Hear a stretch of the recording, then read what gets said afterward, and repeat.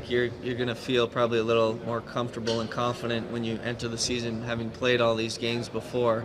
Um, I can't say that I'm necessarily focusing on that as the main thing in the tournament, but I think all the guys that compete in this are going to be, I think ahead of the curve, when we get back to our teams and enter the season.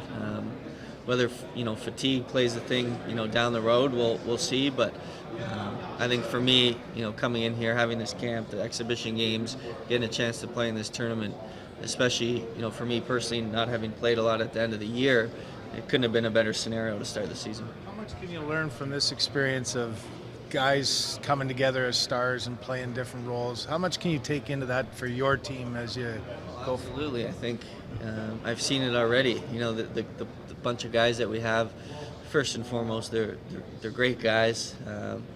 The chemistry, obviously Hockey Canada does a good job of, when they have success, bringing back a lot of the same pieces, so it's a little easier to start tournaments like this, and you can see that.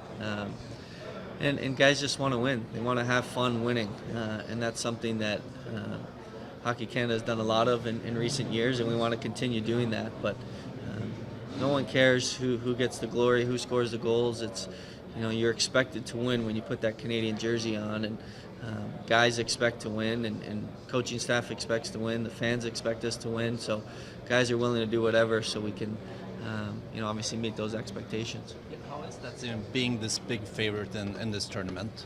Yeah, again, I think having played with some of these guys in the past, and a lot of these guys that have won major tournaments, the calming presence that they have on the guys that haven't had a chance to play in these high-pressure tournaments is something that just, you feed off that. There's just that calming, cool, collective demeanor to those guys that makes it easier for all of us to follow.